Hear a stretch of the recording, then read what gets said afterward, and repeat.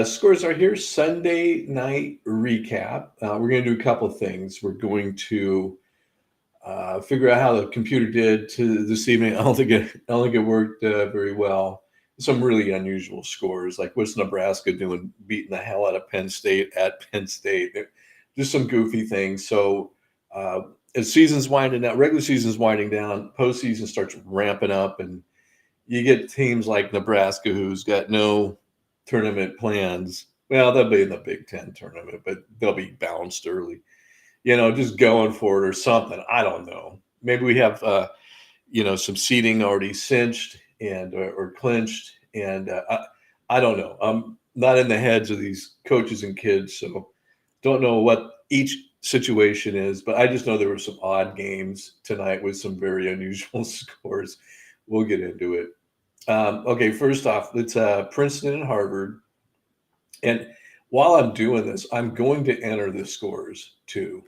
Princeton wins 74, got that top line number to 73, 1 point victory, 2.5 was the line. So Princeton not cover. And so that's a loss. Quinnipiac hosting. What I'm going to do is I'm going to enter these. There's only 18 games, so we're just going to enter these as we go. Okay, so here's Princeton and 227. So they have one more game at Penn. For crying out loud! This is Google Docs just invades my email. I don't know why. I think this was at Harvard. I don't know why it insists on invading my email. 74, 73. We're going to go get Harvard's overall power rating. We're going to slide it into Princeton's strength of schedule column. And we're going to do some reconfiguring. All right. Oops. Yep. Okay. And then on the conversely, COVID really made a mess out of the season. I've been doing this all year, striking over games, moving games around, that type of thing. So this is Harvard's profile. They lost 73, 74. Let's go get Princeton's data and slide it into Harvard's overall rating or their strength of schedule. So the lower the number, the better. And you can see this is Princeton's info when it gets up there. 11.27 is lower than 12.24. So Princeton is the better team, and they won. They won the last time they played, which was the day before, and they won again today. Okay, but it's a loss for us because they didn't cover. Quinnipiac hosting Canisius, laying 4.5. We say 3. Canisius was our play. And this one, I'm not sure I know how it turned out. Canisius won. Okay, so 67-72. That's a win. That's a win. Why am I surprised? Well, I am a little bit surprised. Okay, so let's go into the MAC and let's enter the score. Canisius 72. 67. I'm just going to do a double check here. 72-67 is correct. Now, okay, let's go get Quinnipiac's numbers and slide it into Canisius's. Not even an English word, Canisius. We're going to slide it into their strength of schedule. We add all the games up and we divide by the number of games. That's why this is important. And we get the strength of schedule. We take this, we divide points against, divided by points for. If you've scored more points than you've allowed, Iona, that number will be below 1.0. If you've allowed more points than you've scored, like Canisius, that number will be above 1.0. We take that number, we multiply it times the strength of schedule, and since it's above 1.0, the overall power rating is going to be higher than the strength of schedule. Canisius failed to meet and exceed the level of competition. Okay, Iona, we're going to take that at 12, we're going to multiply it times 9 and get to 10.85. They have met and exceeded the level of competition. Okay. And so that's how we rate the teams. We just do that same formula for every single team. And we have to get them all connected. That's when we slide the opponent's overall power rating. Well, we do the scores too. 67-72, that's a loss. Go get Canisius's data. This is how we do it. Been doing it for 15 years now. And it's pretty damn accurate at almost every level. I've noticed, I've done the NFL. It wasn't so accurate. I just couldn't do the NBA because I don't really like the NBA, to be quite honest with you. I'm a college guy. I like the college game. I like college football way better than I like the pros. And I just like the college game. All right, Fairfield at Manhattan. It's a pick 'em. We say Fairfield wins 71-66, and Fairfield wins 66-62. And that's another win. Back into the MAC, where we just were. Let's go to Fairfield. Up at the top, here's Fairfield at Manhattan. Double check that score. 66-62. Go get Manhattan's numbers. Well, there's only 18 games, so we'll get through this pretty quick. I barely see it down there. Got it. And from Manhattan's perspective, it was 62-66. We have some conference tournaments starting here Tuesday, I believe. I think the Southern Conference. There's a number of them. Tuesday, Wednesday, all next week. We're going to finish up some regular season games like these in the MAC. There's one more game, and then we're going to be interlaying them with the postseason games. And I'm going to walk you through that real quick. Illinois at Michigan. It's a pick-em. We say Illinois, and final score was Illinois 93-85. So that's another win for the computer. Into the Big Ten. Right down here, 93-85. And that was against Michigan. So we can do this in reverse too. We can go 85-93 on Michigan's profile. Go get Illinois' data.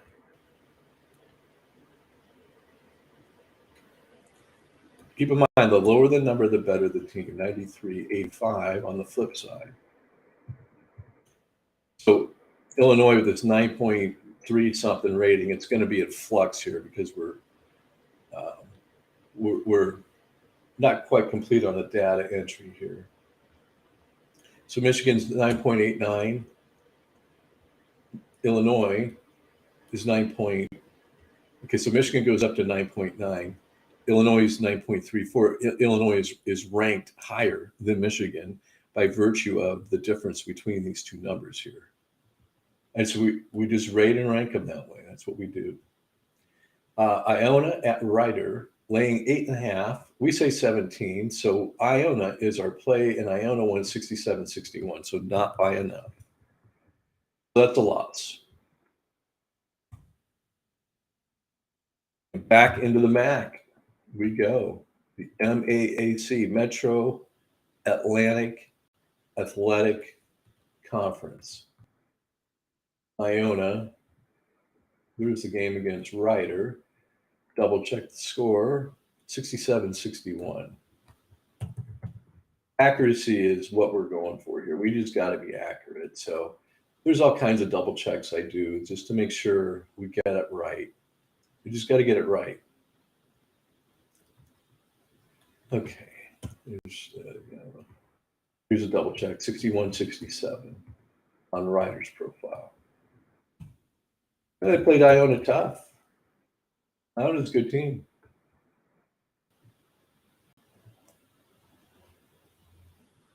They're the best team in the MAC, clearly. All right, so that's entered. Back to the board.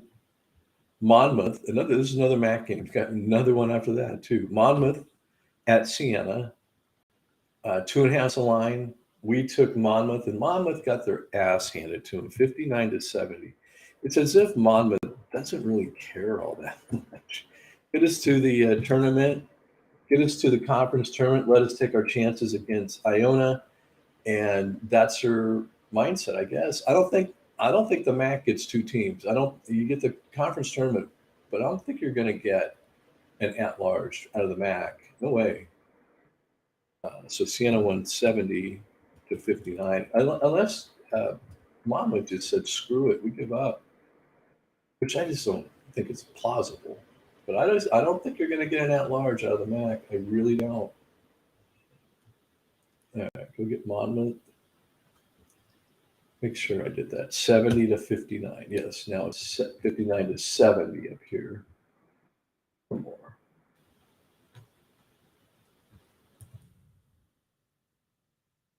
Yeah, not with 18-10. I mean, that's not an at-large bid, man. I think Monmouth kind of sunk their own boat.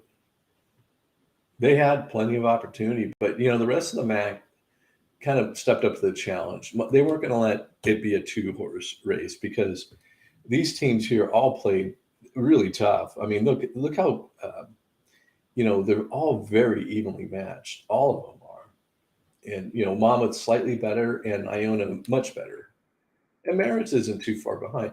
But they just keep beating each other. But Monmouth never took advantage of it. Okay, so that's a loss. St. Peter's hosting Niagara. Laying 4.5. It's a 4-point game back into the mat. Oh, what was the final here? St. Peter's. St. Peter's wins 63-36. So that destroys our play. Destroys our dog.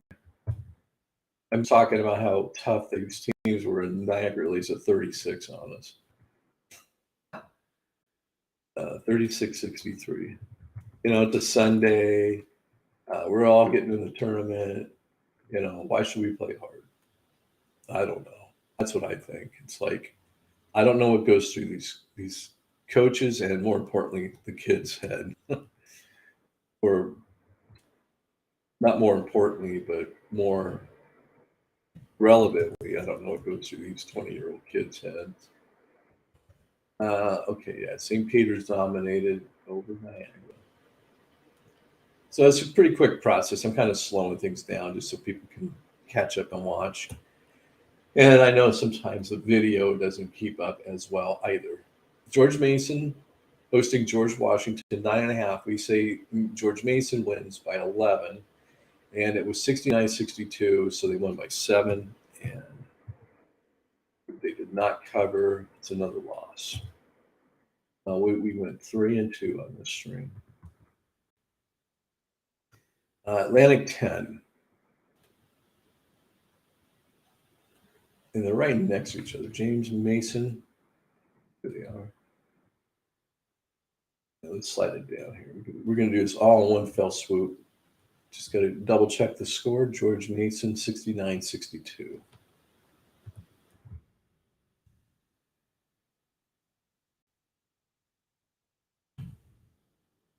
I know it's fascinating, isn't it? But the system really does work, and it's unique. I mean, where else have you seen anything like this?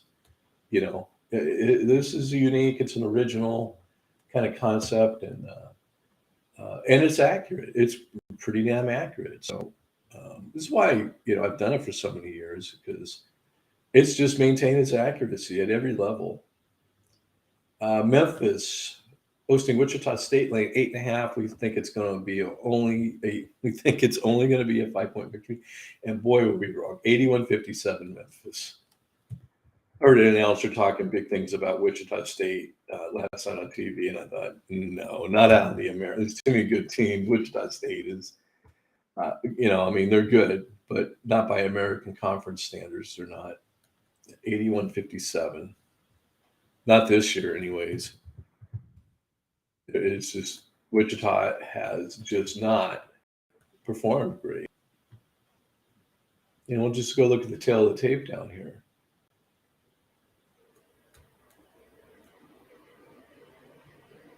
13 and 11.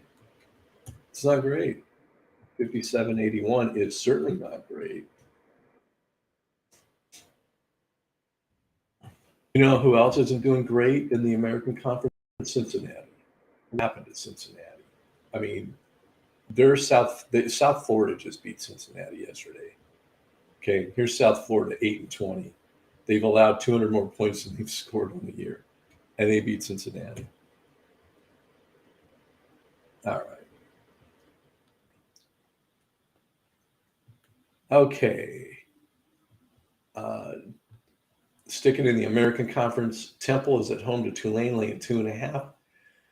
We say Tulane wins the game, 70-68. So it's a money line play. What happened here? Tell me Tulane won. Oh, Temple won, 70-75. They won and covered. Temple could be strong at home. I mean, there's no question about it. We went 0-5 that string. Oh, God. Ugh. 0-5. Knew it wasn't going to be good tonight, but we're 3-7. All right, back in the American, Tulane and Temple. Oop, too far. Temple wins 75-70.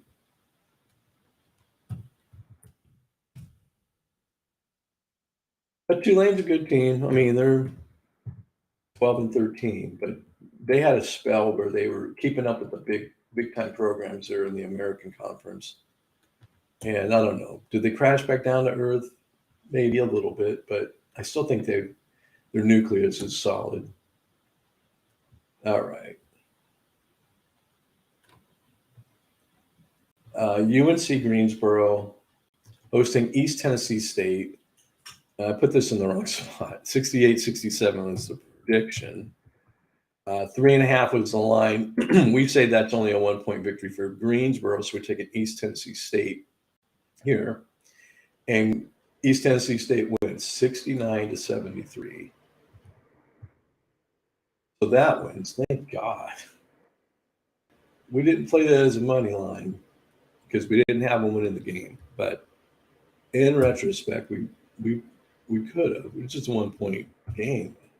But that's not what the computer said. So this is a Southern Conference, or SoCon, as they like to be called. And Greensboro and East Tennessee State. Here's East Tennessee State.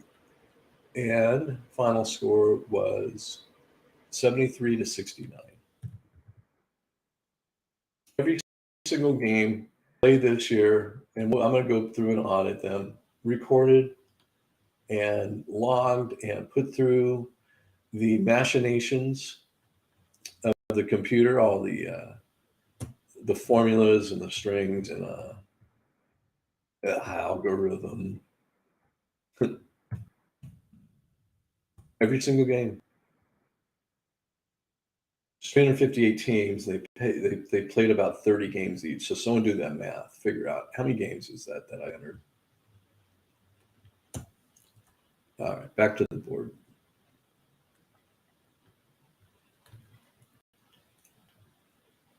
Ohio State at Maryland, laying 3.5. Big Ten usually means the home team wins. What happened here? Oh, I need to go up here. I'm sorry. Got ahead of myself. Ohio State lost to Maryland because the home team always wins in the Big Ten. Always. It always wins. Always. Except that Wisconsin's been pretty good about it. I mean, it's just like a handshake agreement or something.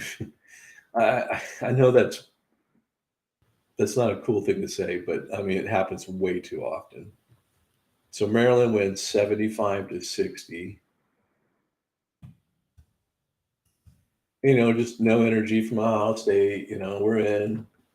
We're going to get a good seed in the Big Ten conference tournament. Why should we bother playing hard? And we're just going to dog it. We're going to dog it. We don't care if we win or lose. We don't care if there's money being wagered on us. We don't care.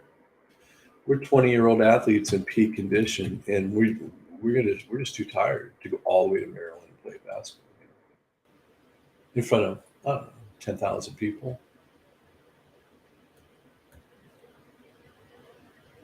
millions of wagers going on. Some 20-year-old kids said, "Not tonight. We're too tired." Montana State at Montana. It's a pick 'em. We say Montana State wins 72-64, and the final score here was Montana won 80-74. Well, that'll happen, I guess, in a rivalry game, and you're on the road. Big Sky, 80-74. Even though Montana State is clearly the much better team, they lose to their rival, their interstate rivals, the Grizz.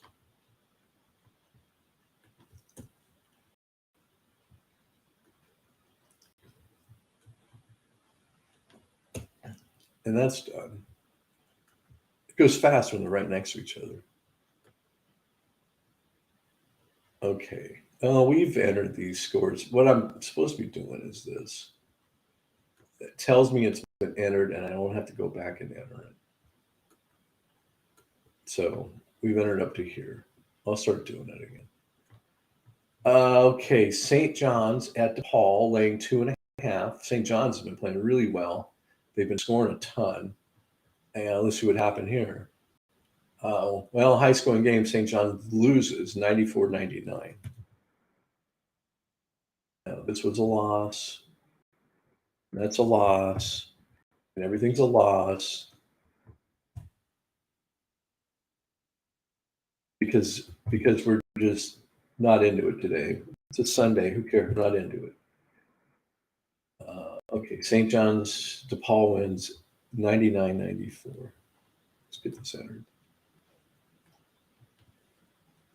So I see DePaul. So I'm just going to do their profile first. Look at DePaul's number, then enter from DePaul's perspective. So after we're done here, we're going to reset the rankings, 99-94. We're going to compare how we look against Ken Pomeroy. And if anyone else has any other suggestions, I'd be interested. I don't want to compare it against the Associated Press and the coaches poll because they're not accurate.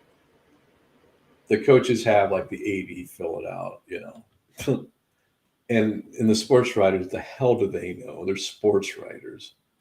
They're not. They're journalists, journalism majors for crying out loud. Minnesota hosting Indiana, getting 3.5.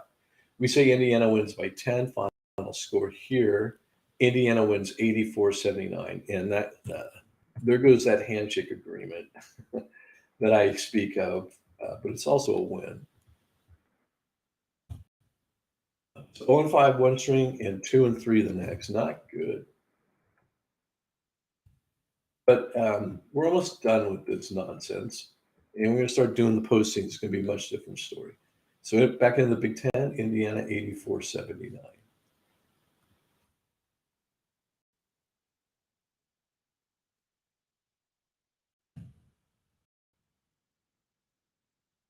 And go get Minnesota.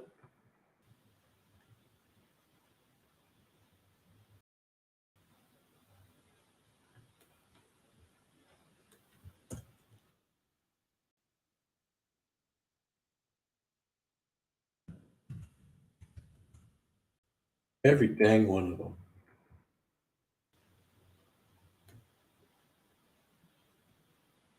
It's going to pay off, right, folks? I mean, that's a lot of effort. It normally pays off. March Madness. Okay, that's that. I've got 3 games left to do. This one, Penn State hosting Nebraska. Penn State's been just really tough on at home. Not today. 70-93. What in the hell? I mean, what would make? I don't know. Was this last home game at Penn State for seniors? I mean, I guess we can go look. Penn State. Okay, well, let's get Nebraska first. 90-73, and that's a shocker. shockwaves all across the Big Ten when that final score was announced. Yeah, it's a final home game for the seniors at Penn State, and they lay a freaking egg. I mean, hey, thanks for all your time and commitment to the program. Hey, don't put out too much energy. Okay, let's let Nebraska win. I know your family's in town and all that, but it's really important for the rest of the team. You understand, senior. You'll never get to play here again. You understand, right? Connecticut at Georgetown, laying 10.5. We say 22 because everyone just disrespects Georgetown now. And final score there was Connecticut 86-77. But only a 9-point victory. No, 9-point victory. So that's a loss.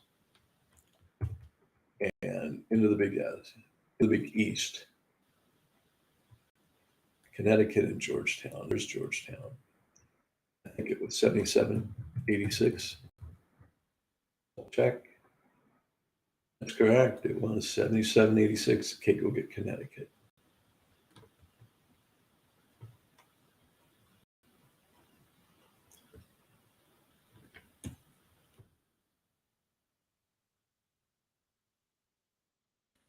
$86-77.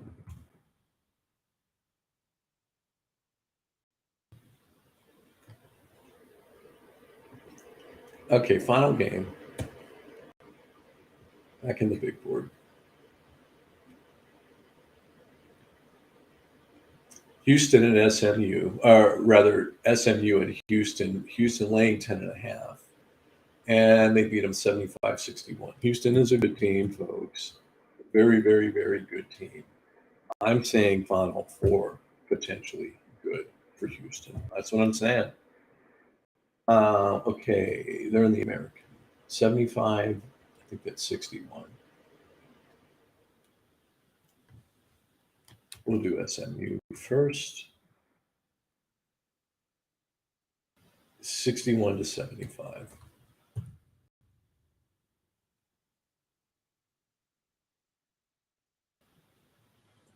This is Google Docs helping me out. You got to format the date in these fields, and when you don't, you get this garbage, whatever the hell that is. It's just Google Docs not being very helpful. 75-61. Okay. The reason I entered these is because I want to be 100% current, because I'm going to go reset the rankings.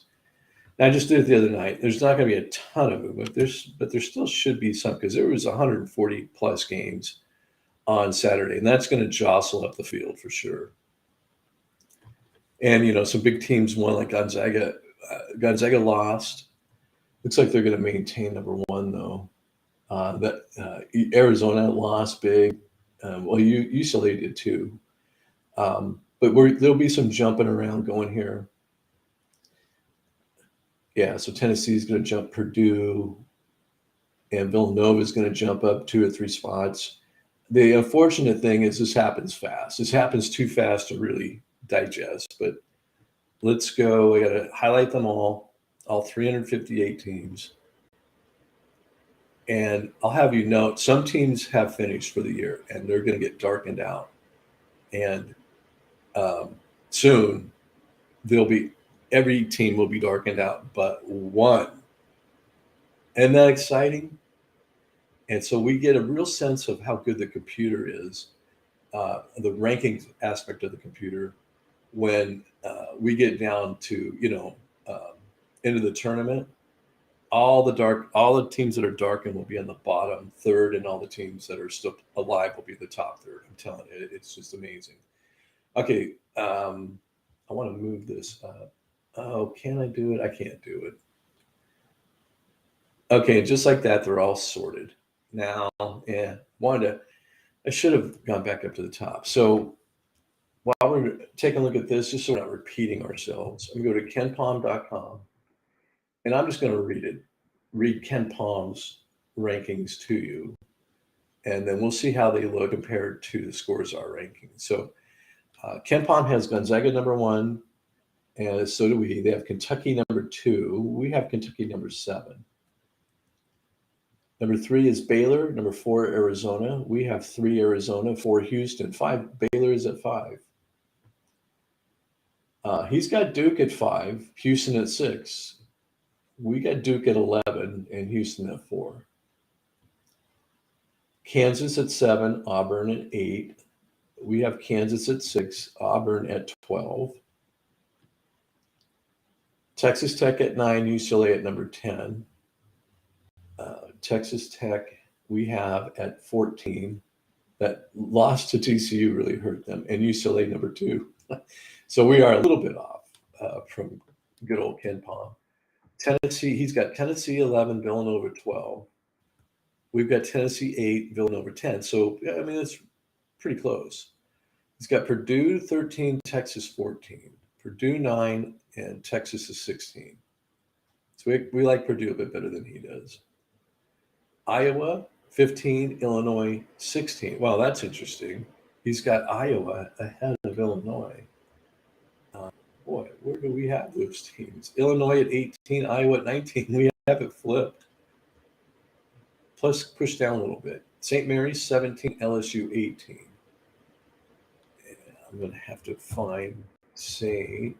Come on. St. Mary's. Why doesn't it take me to where St. Mary's is? Is it ST? Yeah, there it is. Okay. We have St. Mary's at 23. He's got St. Mary's at 17. We have LSU at 15. He has LSU at 18. He's got UConn at 19. We have UConn at 17. He's got Arkansas at #20. Arkansas #20. Hey, we finally agree.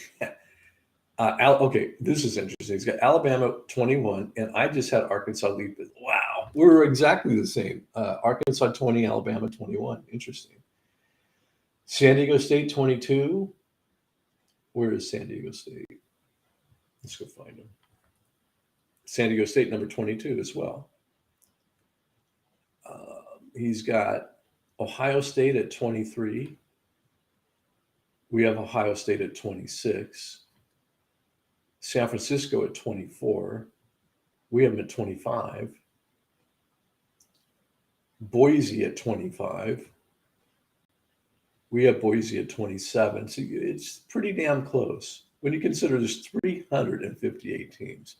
He's got Murray State at 26. And I'm not buying Murray State.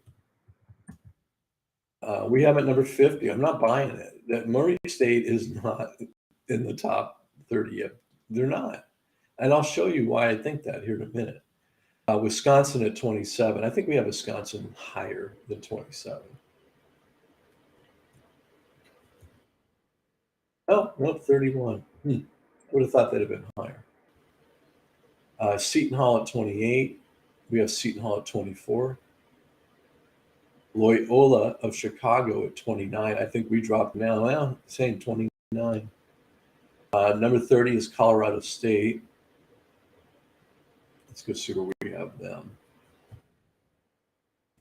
#47. I'm surprised they're that low. Iowa State at 31.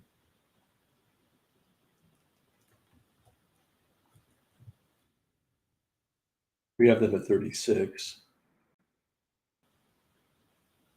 USC at 32. Well, we're really parting ways there because we think a lot highly of USC. We have them #13. Virginia Tech 33. Where do we have them? We have them also at #33. Michigan State at 34. Got it. We have Michigan State at 34. I can't get rid of them. They just won't go away. Washington, and get this. Washington State beat University of Washington 78-70 at Pullman. That's the home of Washington State, right? I had to double check this. I was on 223, and then on two. Okay, this is not correct. They were at Washington. No. Okay, this was at Washington State, and this was Washington was home. At this was Washington was they were home to Washington. Okay, 78 to 70 on 223. Washington State beat Washington at home. And then 3 days later, Washington State went to Washington and got beat 78 to 70. It's just, I think the Pac-12. This tells me the Pac-12's home court advantage is 8 points. I think that's what I'm supposed to get out of that. But I thought that was interesting. I wanted to talk about Murray State real quick. Here they are in the Ohio Valley. Let's look at some of these teams. Austin Peay is in the Ohio Valley. Belmont is a good team, second best team in the Ohio Valley. Eastern Illinois is maybe, I think, number 357 in the rankings. I'm just making a point here. Eastern Illinois is number 357. They're the second worst team in all of college basketball. Okay. They live in the Ohio Valley. Then you have Morehead State, who's decent. Morehead State is 18 and 10. You can't go to a horrible team and win by 2. Okay, that's not what a top 25 team does. And it happened. UT Martin is awful, and they won by 2, and then they won by 2 at Southeast Missouri State. Now, we're not used to seeing UT Martin and Southeast Missouri State anywhere near the NCAA tournament, right? Because they're not great programs. This is why I don't believe in them. You can't do this. You can't win by 2 with these bad teams. You can see I've got some postseason games set up. The Ohio Valley starts. That is, what is that, Tuesday? I'm color coding them to designate them as, and I don't care if you don't like that color. But that's my point about Murray State. I just don't believe in them. I don't think, night in and night, and the Ohio Valley doesn't get any better. Night in and night out, I just don't think that they face a lot of good talent. Not like some other conferences, that are, have some teams that are, that are playing harder schedules. And then there's 2 ways of skinning this cat. Gonzaga plays an easy schedule, okay? But let's look at their margin of victory. I mean, they just destroy teams, okay? Look at their margin of victory. They've scored about 600 more points in 27 games than their opponents have, okay? Let's go look at San Francisco and St. Mary's. 300 and 300, okay? Different ways of skinning a cat, because the rest of the league is not good. BYU's not good. Loyola Marymount's not good. Pacific, Pepperdine, Portland, San Diego, and Montclair is good. They are a good team. But night in and night out, they're not facing, like the SEC or the Big Ten, or, my opinion, the greatest conference in all the land this year was the Big 12. They're not facing that. So the other way to get there is to destroy the teams and have that margin of victory. So let's go back in the Ohio Valley, and this furthers my point. You have to beat these teams by a lot. If you're Murray State, you can't have 2-point victories on these teams that are awful. They weren't really all that dominant. 5 points against Tennessee Tech. It's just, it has to be this every night. 20 points. Here's a 9-point victory against a bad team. So they have an easy schedule, and then they don't have they've won by, it's about 340 points more. So I'm just not a big believer in them. and I've lost the bubble on where we're at on the rankings. So let's move on from there. As I mentioned, I do have some of the postseason tournaments that are coming up at the Summit League, and I think, oh, did Denver not make it? No. Oh, I don't have the Summit. And the Southern, they had not posted their data yet either. But like the Atlantic Sun is all set, ready to go. Go look at them. So these they're a higher seed. So Central Arkansas is going to play it out with Stetson. That happens on Tuesday. Yeah, Tuesday's the first. Kennesaw and Eastern Kentucky. So what we're going to do is we're going to let this regular season nightmare here go bye-bye. And now we're going to, for a few days, for the first week at least, we're going to have to interweave. We're going to do another one of these, but just for postseason play. But for a week or a week and a half, we'll be interweaving in with these, but we're going to keep them separate. So we're going to have two of these boxes, and we'll just keep them separate. If it's a regular season game, it's going to go in there. If it's a postseason game, it's going to go in the other one. I don't know why that says 64. Oh, I do know why. I don't know why I can see it though. There. Okay. So that's going to be it. That's how we're going to manage things going forward. We're just going to,